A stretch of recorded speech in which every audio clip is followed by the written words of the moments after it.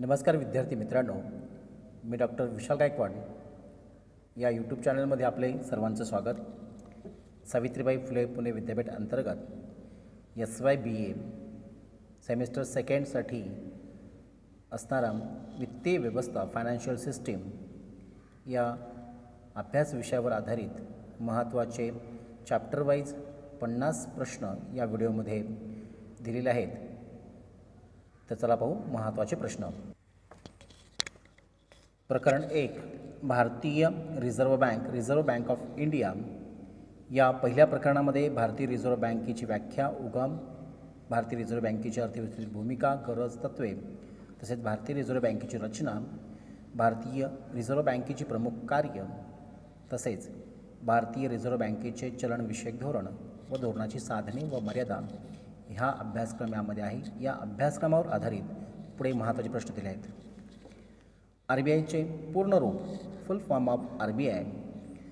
RBIचे पूर्ण रूप यामध्ये उत्तर आहे B, reserve bank of India. Reserve bank of इंडियाची स्थापना केव्हा झाली? When was RBI established? RBIची स्थापना ही 1 एप्रिल 1935 झालेली आहे, म्हणून उत्तर आहे ए. रिझर्व्ह बँक ऑफ इंडियाचे राष्ट्रीयकरण केव्हा झाले? RBIचे राष्ट्रीयकरण हे 1 जानेवारी 1950 झाले आहे, म्हणून उत्तर आहे ए. रिझर्व्ह बँक ऑफ इंडियामध्ये किती डेप्युटी गव्हर्नर असतात? यामध्ये बँकिंग ॲक्टनुसार यामध्ये 4 डेप्युटी गव्हर्नर असतात, उत्तर आहे सी. सध्याचे गव्हर्नरची नावे या बॉक्समध्ये दिलेली आहेत, विद्यार्थ्यांनी ती आवर्जून पाहावीत. बँकिंग रेग्युलेशन ॲक्ट केव्हा पास करण्यात आला? When the banking regulation act was insect. यामध्ये बँकिंग ॲक्ट हा 1949 पास करण्यात आलेला आहे, उत्तर आहे सी. खालीलपैकी चलनविषयक धोरणाचे संख्यात्मक साधन कोणते? यामध्ये दिलेल्या पर्यायांपैकी बँक रेट हे चलनविषयक धोरणाचे संख्यात्मक साधन आहे, म्हणून उत्तर आहे ए. रिझर्व्ह बँक ऑफ इंडियाचे आर्थिक सक्षमतेचे मूल्यमापन करण्यासाठी कोणत्या पतमानांकाचा वापर केला जातो? दिलेल्या या पर्यायांमध्ये क्रिसिल या महत्त्वाच्या पतमानांकाचा वापर केला जातो. रिझर्व्ह बँक ऑफ इंडियाने कॅमल्सची शिफारस कोणत्या वर्षी केलेली आहे? In which year did the Reserve bank of India's recommended the camels? उत्तर आहे बी, 1994. सेबीचे पूर्ण रूप काय आहे? सेबीचे पूर्ण रूप आहे security and exchange board of India. In शॉर्टमध्ये त्याला SEBI असे म्हटले जाते. बँक ऑफ बंगालची स्थापना वर्ष. यामध्ये बँक ऑफ बंगाल ही सर्वात महत्त्वाचं ह्या शाखा बँका होत्या. यामध्ये तिची स्थापना ही 1806 झालेली आहे, म्हणून उत्तर आहे बी. इलाखा बँका म्हणून ओळखल्या जातात. बँक ऑफ बॉम्बेची स्थापना वर्ष ही देखील इलाखा बँक आहे. या बँकेची स्थापना वर्ष 1940 आहे, म्हणून उत्तर आहे डी. बँक ऑफ मद्रासची स्थापना वर्ष ही देखील तिसरी महत्त्वाची इलाखा बँक आहे. बँक ऑफ मद्रासची स्थापना ही 1943 झालेली आहे. या दिलेल्या बॉक्समध्ये भारतातील प्रेसिडेन्सी बँका म्हणजेच इलाका बँकांची स्थापना वर्ष दिले आहेत, विद्यार्थ्यांनी ती आवर्जून पाहावे. चलन निर्मिती करण्यासाठी खालील कोणत्या पद्धतीचा अवलंब केला जातो? Which of the following methods is used generated currency? चलन निर्मितीसाठी यामध्ये प्रामुख्याने भारतामध्ये किमान निधी पद्धतीचा मिनिमम मेथडचा वापर केला जातो, म्हणून उत्तर आहे बी. दिलेल्या बॉक्समध्ये याची सविस्तर थोडक्यात माहिती दिलेली आहे, त्या विद्यार्थ्यांनी पाहावी. मध्यवर्ती बँकेची महत्त्वाचे कार्य. यामध्ये सर्वच हे बँकेचे कार्य असल्यामुळे उत्तर आहे डी, बँकांची बँक, शासनाची बँक. मध्यवर्ती बँक पतनियंत्रणाचे खालील कोणते धोरणाच्या सहाय्याने करते? पतनियंत्रणासाठी मध्यवर्ती बँक ही चलनविषयक धोरणाचा म्हणजे मॉनिटरी पॉलिसीचा अवलंब करते. पैशाच्या पुरवठ्यावर नियंत्रण ठेवण्यासाठी मध्यवर्ती बँकेकडून कोणत्या मार्गांचा अवलंब केला जातो? यामध्ये प्रामुख्याने संख्यात्मक पतनियंत्रण आणि गुणात्मक पतनियंत्रण अशा दोन्ही मार्गांचा अवलंब केला जातो म्हणून उत्तर आहे सी. संख्यात्मक पतनियंत्रणाचे साधन कोणते? यामध्ये दिलेल्या पर्यायांमध्ये संख्यात्मक पतनियंत्रणाचे साधन म्हणजेच बँक दर, बँक रेट हे आहे. Bank rate, CRR, SLR, open market operation अशी 4 साधने असतात म्हणून उत्तर आहे ए. प्रकरण 2. भारतातील इतर वित्तीय नियंत्रक other financial regulatory in India. यामध्ये महत्त्वाचे 2 महत्त्वाच्या वित्तीय नियंत्रक यामध्ये आहेत. सिक्युरिटीज व एक्सचेंज बोर्ड ऑफ इंडिया म्हणजे सेबी आणि दुसरी महत्त्वाची आहे विमा नियमन व विकास प्राधिकरण इन शॉर्ट IRDA. चला तर पाहूया यावर महत्त्वाचे प्रश्न. सेबीची स्थापना केव्हा झाली? When was SEBI established? सेबीची स्थापना ही 12 एप्रिल 1988 झालेला आहे. यामध्ये स्थापना जरी 88 झाली असली तरी प्रत्यक्षात सेबीचे कार्य 21 फेब्रुवारी 1992 पासून झालेलं आहे म्हणून उत्तर आहे बी. विमा नियमन व विकास प्राधिकरण केव्हा स्थापन झाले? हे 2000 स्थापन झाले आहे म्हणून उत्तर आहे सी. IRDA चे पूर्ण रूप, फुल फॉर्म ऑफ IRDA, यामध्ये उत्तर आहे विमा नियमन व विकास प्राधिकरण, insurance regulatory and development authority म्हणून उत्तर आहे ए. सेबीचे मुख्यालय कोठे आहे? सेबीचे मुख्यालय हे मुंबई या ठिकाणी आहे म्हणून उत्तर आहे बी.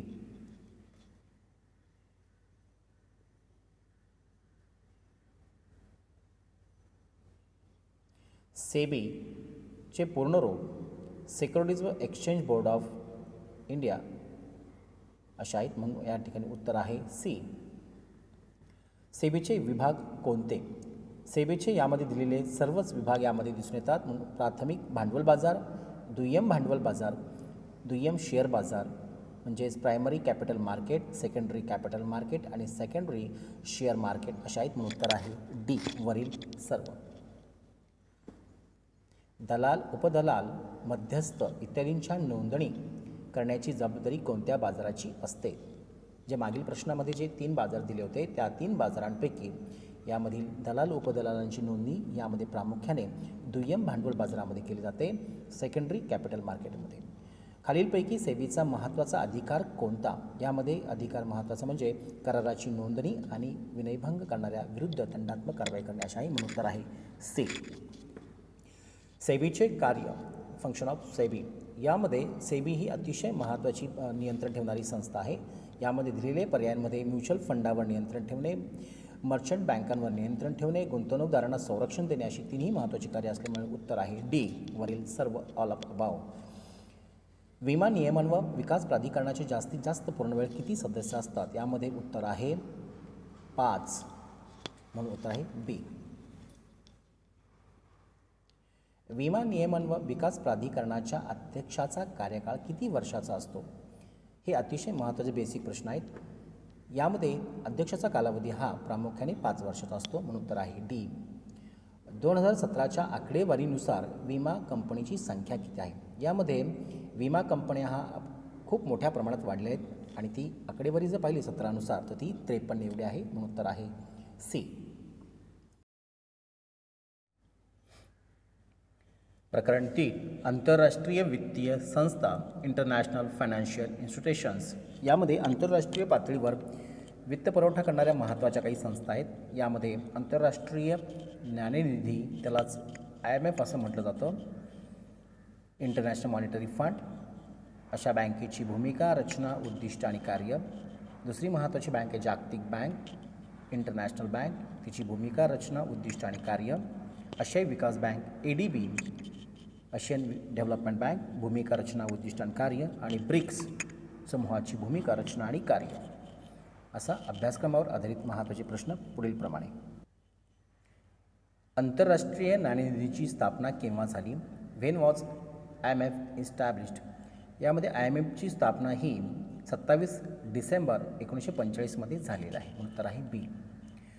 जागतिक बँकेची स्थापना केव्हा झाली? व्हेन वॉज द IB, त्यालाच IBRD असं देखील म्हटलं जातं. म्हणून या बँकेची स्थापना झाली आहे 27 डिसेंबर 1945. एकाच वर्षी या दोन्ही बँका स्थापन झालेल्या आहेत. ADBचे पूर्ण रूप आहे आशियन डेव्हलपमेंट बँक. उत्तर आहे बी. आशियाई विकास बँकेची स्थापना केव्हा झाली? When was the Asian development bank established? Asian development बँकेची स्थापना ही 19 डिसेंबर 1966 मध्ये झालेली आहे.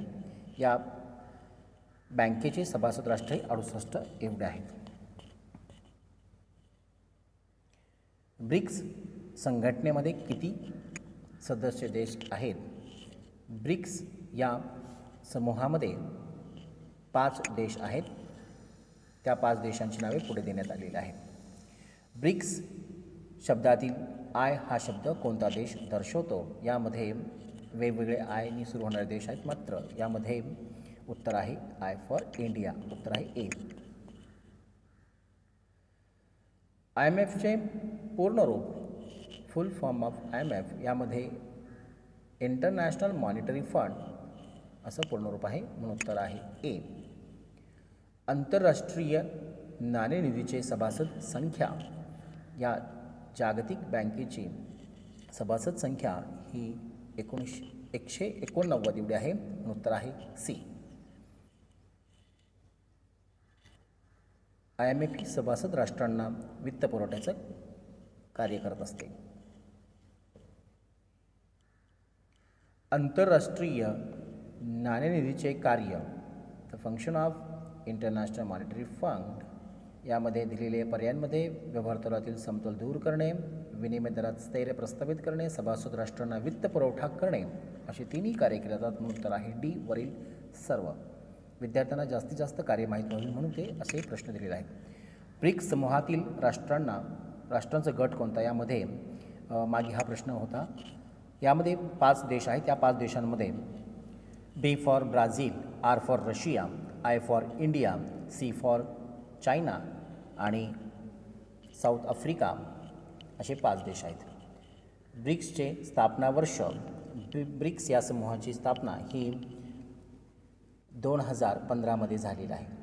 यामध्ये सविस्तर खाली माहिती दिलेली आहे. अतिरिक्त डर्बन येथे झालेल्या 5व्या परिषदेमध्ये ब्रिक्स या परिषदेची आपल्याला सहमती झाली. 15 जुलै 2014 यावरती करारावर सही करण्यात आली आणि प्रत्यक्षात 7व्या परिषदेमध्ये याच्यावरती त्या ठिकाणी सहमती आणि फायनल झालं.